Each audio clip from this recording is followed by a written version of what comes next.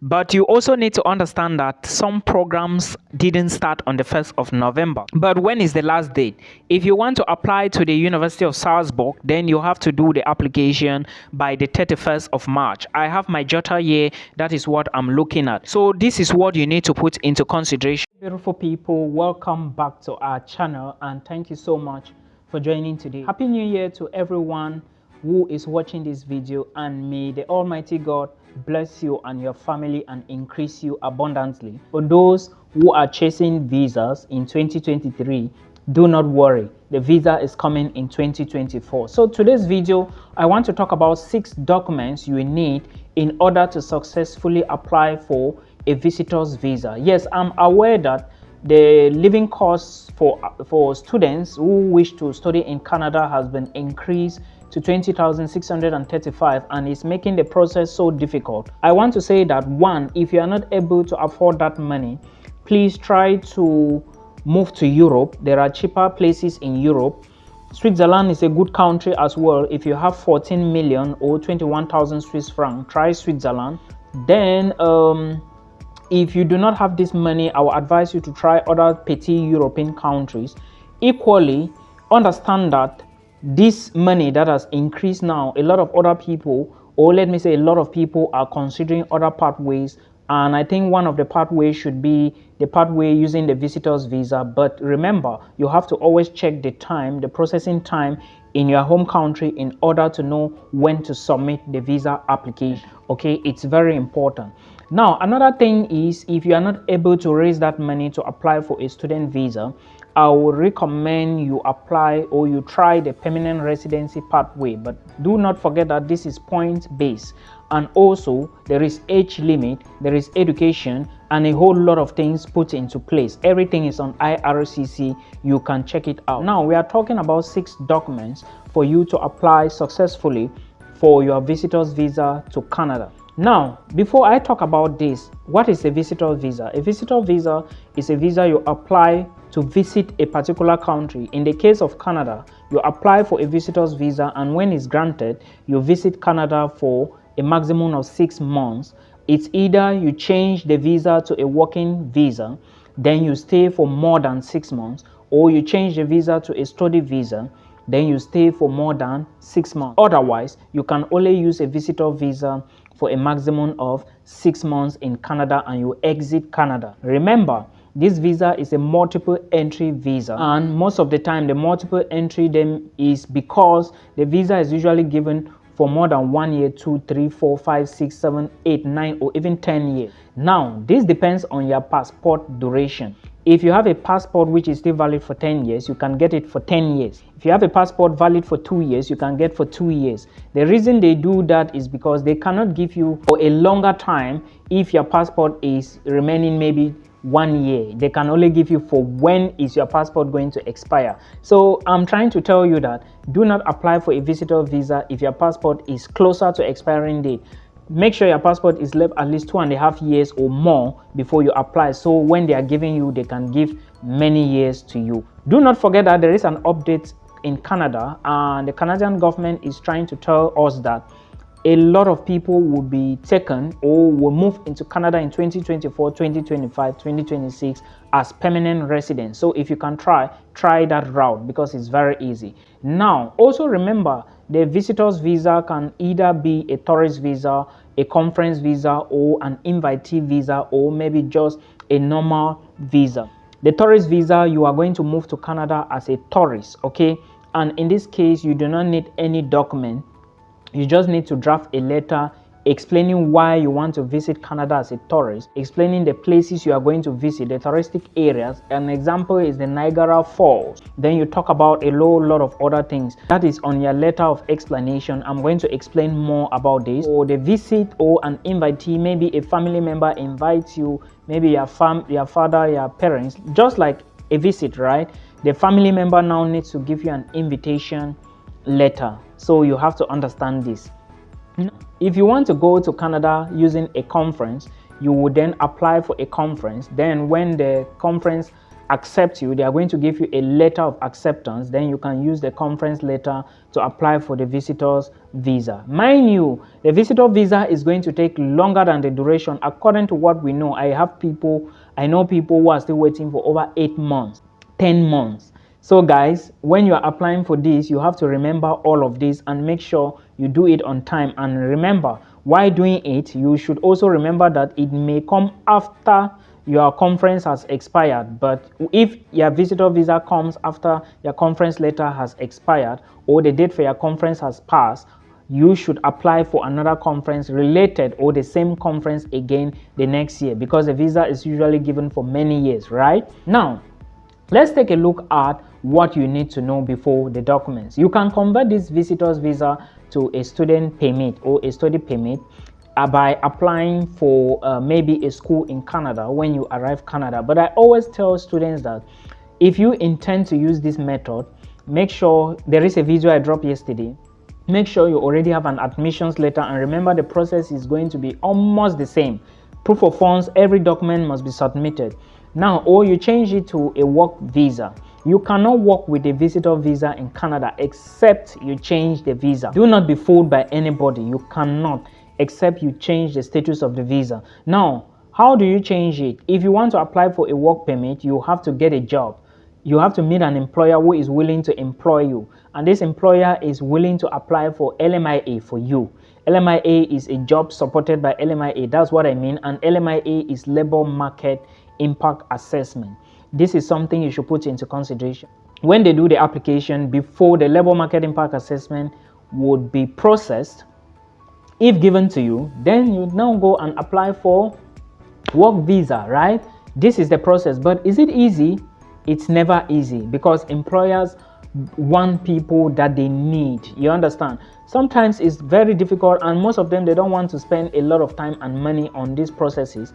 That's why they prefer maybe permanent residents and international students and citizens doing the job for them. Now, let's take a look at those documents for the visa. I'm going to be checking my Jota. That's why you see me looking this way. The first document is your international passport, and it's very important. I would like to tell you that your international passport has to be valid for so many years. I will not advise you to use a passport that is left for just 1 year or 2 years. When you use a passport valid for 1 or 2 years, maybe before, by the time they are approving your visa, is gone 1 year left. They will give you for 1 year. Remember I said the higher or the longer the duration of the expiring date of your international passport, the more years you are going to get for your visitor visa. For example, if your passport is still left 5 years, they will give you for 5 years. But somebody who is left just 1 year to expiring date, they will give that person for 1 year. So you have to put this into consideration. And the reason why they always give, you will always see it on visitors visas, like if you have seen it before, you will realize that they always put multiple entry on it.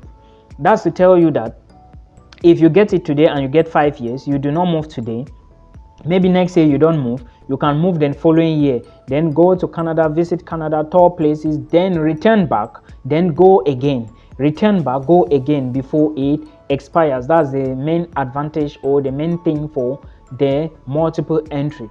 That's document number 1, passport. Then document number 2 is your flight itinerary. Flight itinerary is you have to book a flight. Like, show them that you've booked your flight already and you are ready to go. That is what I mean by flight itinerary. You must not pay for it. You can just book it. I think booking.com and other booking sites will help you a lot to go through all of this process. Then let's take a look at past visas, like old visas. Do you have old visas? Have you traveled before? Have you been traveling? If yes, do you have stamps in your passport? All these things are very important when it comes to visitor visa application, because the visa officer is going to look at all this before giving you the visa. Of course, you know that when you enter a country, you must not stay longer than the duration given to you. So if you overstayed in a particular country, you should get ready, because if you scan those visas to them, they are going to realize that you overstayed in a particular country, and that is a red flag. So if you visited some countries and you didn't overstay in there, that's an advantage for you. The visa officer now will now give you, that is to say, Past visas play a vital role in you getting the visitor's visa, but not like if you have not traveled before, if you don't have travel history, you cannot get a visitor visa. No, that's not what I'm saying.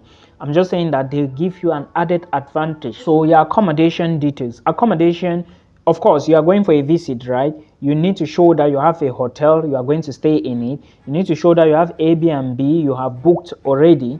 And of course, you know that you cannot live outside. You must show the visa officer that you have these things ready so that they can give you the visa. Otherwise, it's a very big problem. You can use booking.com to book your accommodation for visit in Canada, or even students, they do use this a lot.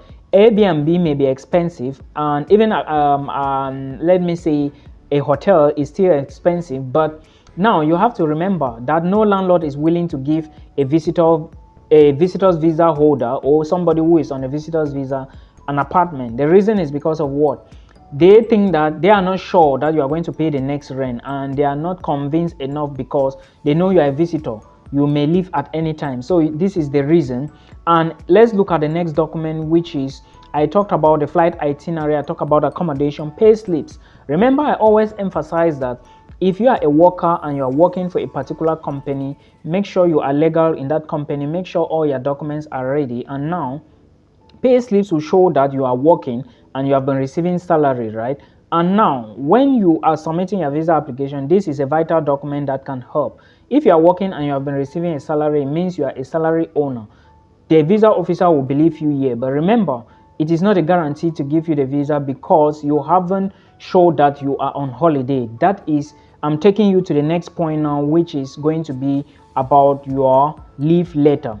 If you want to go on a visit to any country, you will need to be on leave. You cannot abandon your job. If you are abandoning, or if you left your job, it means that you are not properly like working for the company proper. So to do it legal and a good, like in a good manner or good way, you have to present a document to show that you are on leave, and that's the leave letter. It's very important. Then let's take a look at your cover letter or SOP. Everybody going to Canada on visit or study purposes must write a cover letter. It's the same thing called motivation letter or SOP, statement of purpose. Please make sure you write this to explain why you are going to that place, the places you are going to visit, because you are a visitor now. Where are you going to visit? You are visiting Niagara Falls on which day to which day? You are visiting Toronto Tower on which day to which day? You are visiting this Alberta Castle on which day to which day? You put all these things down. Only your SOP will explain. Remember, you do not have an appointment. You are not going to communicate like an interview at the embassy, like the US embassy, but this is your SOP now, playing the part of you doing the interview. The SOP, you are going to interview yourself, like answer your questions. Just assume that if you are the visa officer and you wanted to ask questions, these are the questions you will ask, and the answers must be on your SOP. So that is what you need. Remember, when you are visiting, do not carry food. Do not carry gari and corn flour. No, you are visiting. You are going to be staying in a hotel. There, they don't have pots for you to be cooking. Be careful, guys. I also talked about you not carrying educational credentials along. I mentioned this in one of my videos, and I equally said that do not take maybe many days. Like maximum should be 7, 10, 15 maximum. When you start going longer, there will be like, this person is a worker, he wants to go and stay in this place for maybe 15 days, 20 days. Why? Doing what? Are you not coming back to work? And always look at your leave letter. Very important. Now, hotel booking, I talked about that already. Let's take a look at the most important part, financial part, which is the bank statement. If you are going to stay in Canada from 5 to 7 days, just try and have at least $10,000 in your bank account, because basically you just need to have something that can pay a flight from your own country to Canada. Then for the number of days you spend in Canada and return and still have something in your account. Very important. So please put this into consideration and make sure you get more money into your bank account. The more the better, but the problem is they don't focus only on money alone. There are a lot of things like home ties and explanation. If you do not explain them, if you do not prove that you are going to return back home, it's a whole lot of problems. So guys, put all this into consideration. And of course, workers, remember I talked about leave letter before, I'm going to talk about reference letters from your employer. It's very important too to consider when you are trying to apply for a visitor visa. Remember, as a visitor in Canada, you can, if you find it difficult to study and find it difficult to get a job, why not take Odoro? Is it Odoro or Aduru? I don't really know, but I believe everybody already know what is Odoro. It is asylum, right? So you can ask for it, but remember, you have to be technical, you have to be tactical. Yeah, do not ask for it at the airport. I always say it, though some people say asking at the airport is the best way. Well, I have never done it before, but I will advise you not to do it at the point of entry. Guys, this is what you need to actually move to Canada successfully using a visitor's visa. It takes time. All right, so I do not expect you to come and ask me, Milton, how long does it take? Always check IRCC. Everything about Canada is on IRCC. I hope you understand, guys. Please, if you didn't subscribe and like this video, please do it now. And if you need a one-on-one appointment with me, do not forget to book from the video description box or my Facebook pages, Milton Fonkwa and Milton Fonkwa's Consulting. Till we meet again in another one.